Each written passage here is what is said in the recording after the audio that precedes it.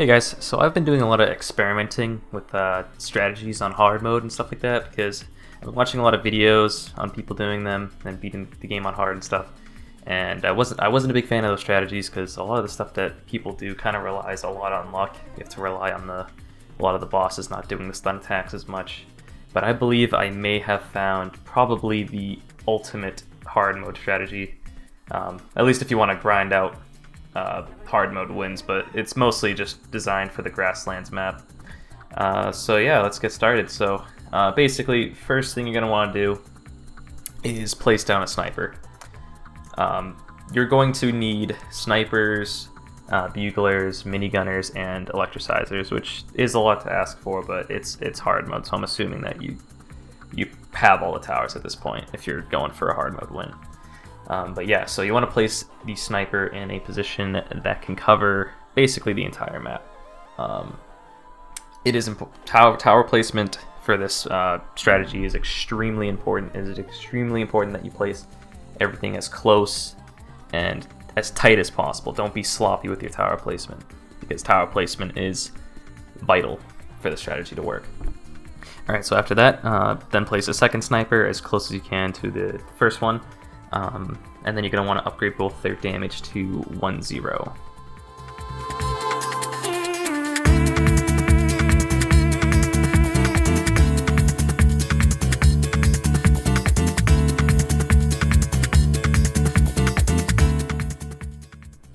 Alright, so after that, once you hit wave 5, you're going to want to place a third sniper.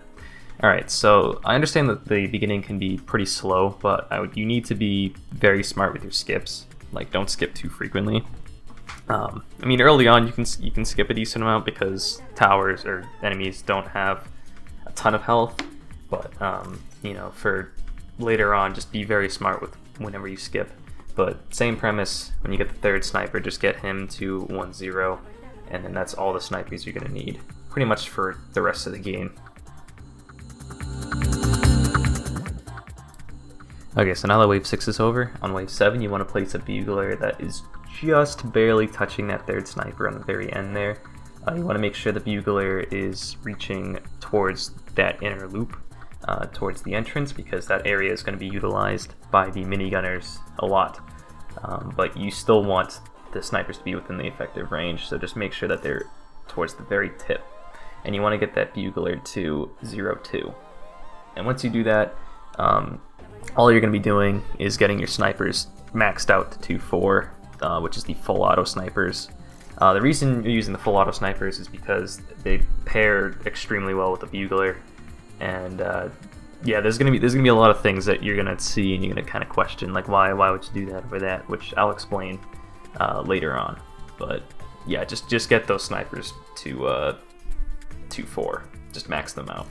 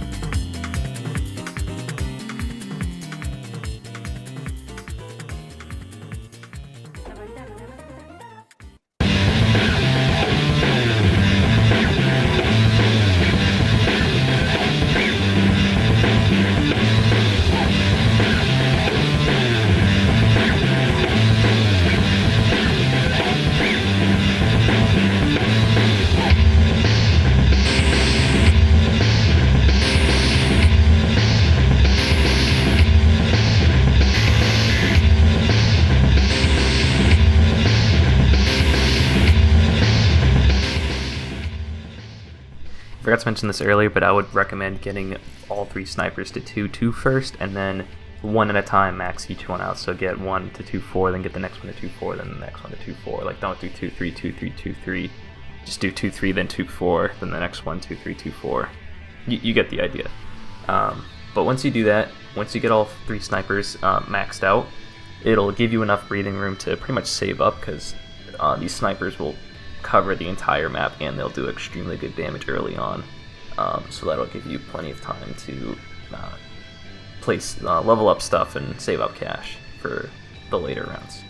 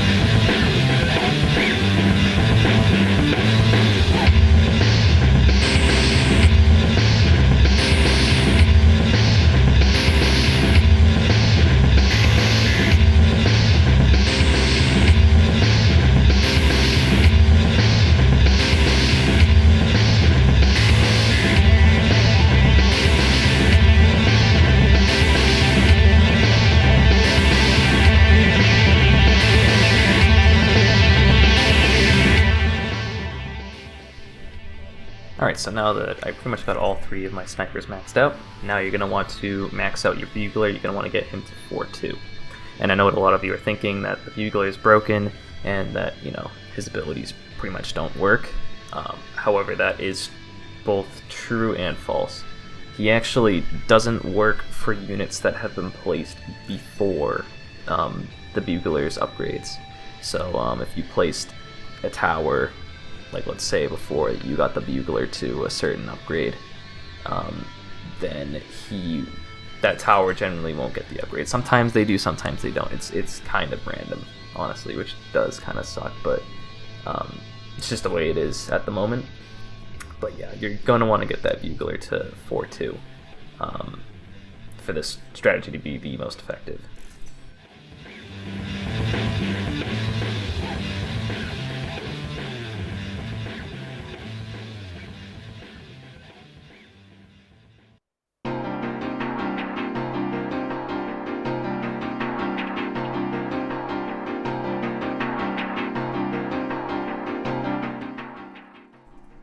Alright, so now you have got your bugler to 4-2.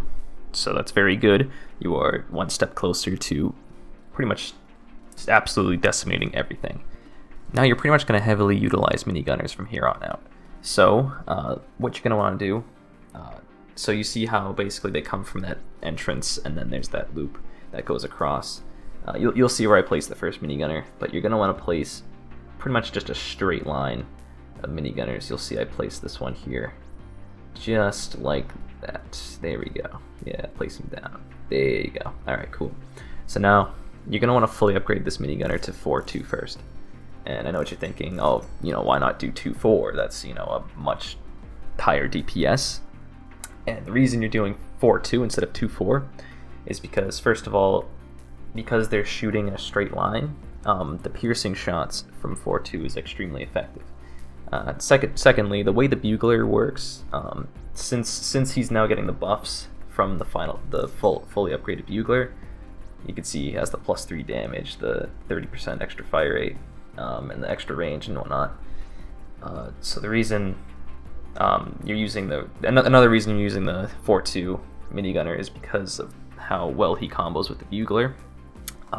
Because he is a lower damage, higher rate of fire, as opposed to higher damage, lower rate of fire, he actually is more affected by the bugler buffs than the 2-4 one would be. And basically you can place down a lot more for a much cheaper price, which allows you to pretty much save up for other stuff. So you're pretty much getting around the same DPS that you normally would with the 2-4 minigunner, and then some, and you're placing down even more towers than you normally would. So yeah, you're gonna want to place down just a straight line of just all 4-2 minigunners. You can see I placed the next one there. And like I said previously, it is extremely important you place these towers as tightly packed as possible, because you're gonna want to utilize as much of the bugler's space as possible.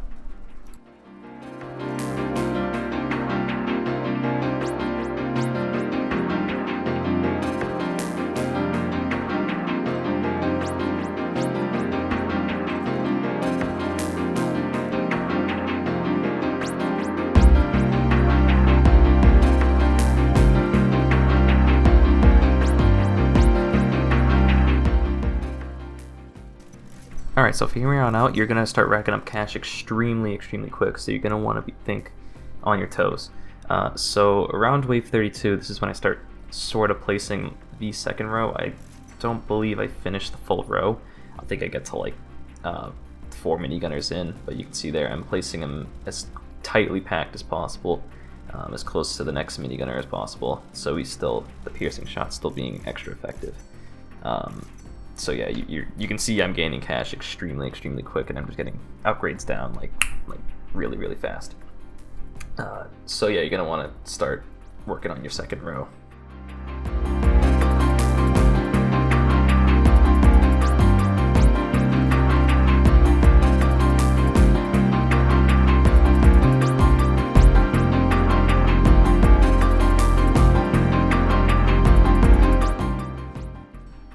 Alright, so the first real difficult boss is going to start coming up soon. I think it's around wave 36. So you're going to start wanting to place some electricizers down.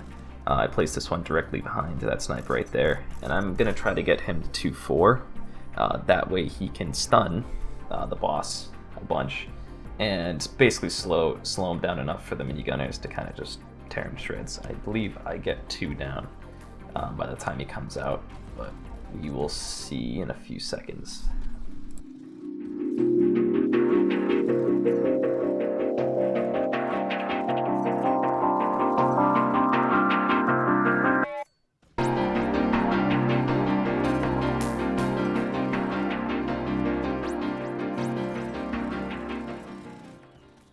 Here you can see I'm starting to work on the third row of minigunners.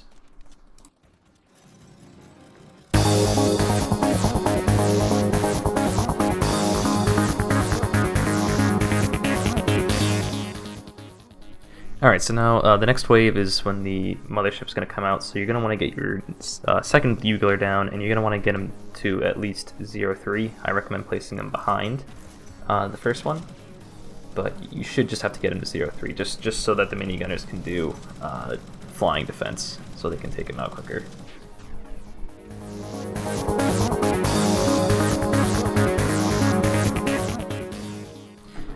Alright, so from here on out, I just start kind of spamming electricizers. I recommend alternating between 2-4 and 4-2. Have at least half and half of the 2-4 electricizers and half of the 4-2. Maybe a little more of the 4-2 than the 2-4, but stunning is a very important part of the strategy, so you want to kind of keep it mixed up. And if you are going to place the 4-2 electricizers, definitely get them to set their targeting to strong. Because you don't want to waste shots on weak enemies that are in the front, basically. So yeah, just do that from now on, and then you'll see when I start adding another row, just then add another row of the minigunners. Another thing that's important that I forgot to mention, make sure every electricizer you place is within the bugler's buff range. So I would frequently check the bugler's range just to make sure they're within every time you place one.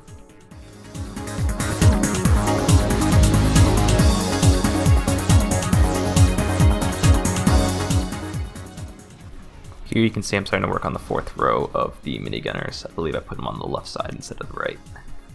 Yeah, there you go. Just like that.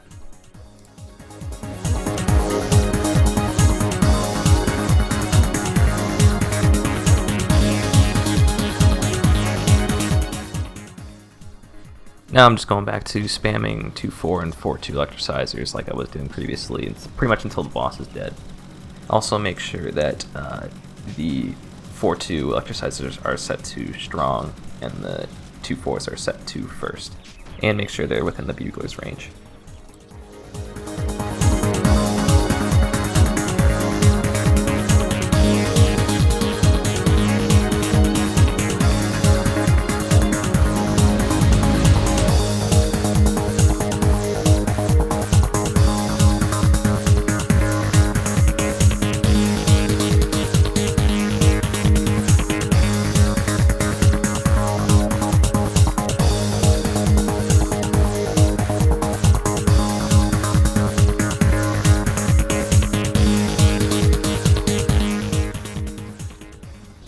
Alright, so if you beat the Robotic Overlord, then congratulations, you've pretty much already won. The last boss is pretty much a joke compared to the Robotic Overlord and the first boss.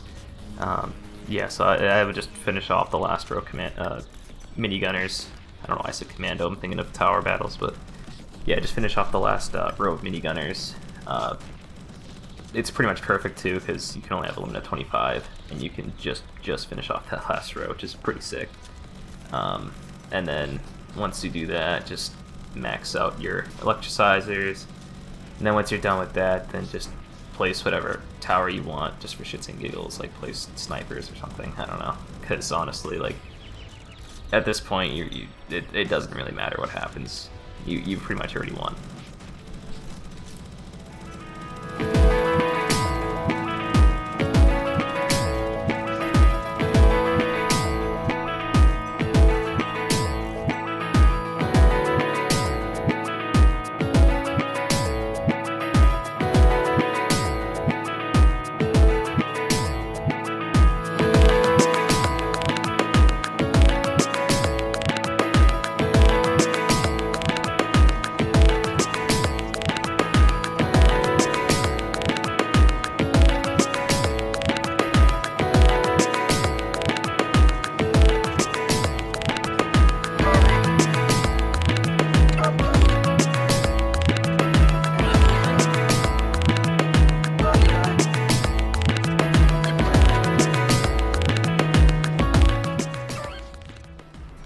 Alright, so that's basically it. That's how you beat tower battles on hard mode.